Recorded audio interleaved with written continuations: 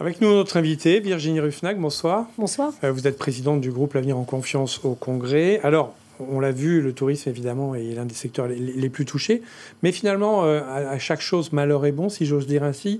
Les Calédoniens ne peuvent plus voyager vers l'étranger, donc forcément, ils vont se tourner vers l'économie locale, ou en tous les cas, le tourisme local. C'est ce que l'on peut espérer, en tous les cas. Oui, bien sûr, ça n'est pas parce qu'on n'a plus de touristes de l'extérieur qu'il faut regarder nos entreprises de tourisme dépérir. Et je pense que les provinces sont très impliquées.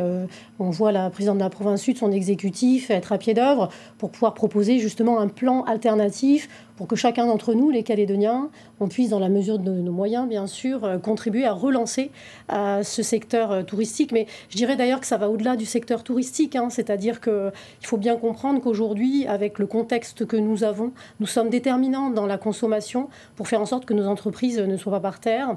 Je crois qu'il faut aussi bien faire comprendre aux Calédoniens que les entreprises, elles cotisent, elles payent les cotisations au RUAM, que le RUAM, c'est ce qui finance nos hôpitaux, nos professionnels de santé, et donc participer activement à la relance de l'économie, c'est sauver les emplois des Calédoniens, bien sûr, mais c'est aussi s'assurer d'un système de santé de qualité.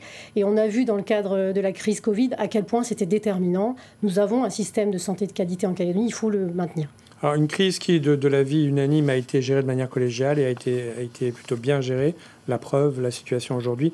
Économiquement, il y a quand même, pour rester un peu dans ce secteur du tourisme, et pas que tourisme, il y a le secteur de l'aérien, il y a Air Calin. On annonce éventuellement des suppressions d'emplois dans la compagnie. Bien sûr, c'est une situation internationale. Tous les avions sont au sol.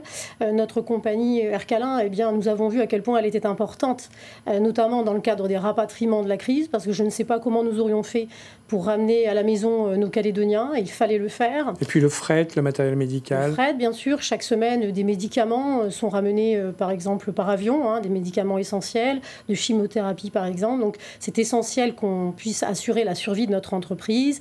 Il y aura sans doute, probablement, une restructuration, mais au-delà de ça, à nouveau, il faudra trouver des moyens. Vous savez qu'il y a un travail qui est fait sur notamment des avoirs en lieu et place, des remboursements immédiats. Il y a tout un travail. Pour ceux qui le peuvent, en tous les cas, plutôt reporter son voyage que de se faire rembourser. Oui, et puis je crois que le président du gouvernement a eu un échange aussi avec les responsables au niveau national. Il y a un fonds stratégique, vous savez, de 20 milliards d'euros au niveau national, 840 millions CFP qui sont déployés pour des entreprises stratégiques, dont Air France, qui va à elle seule bénéficier de 7 milliards d'euros.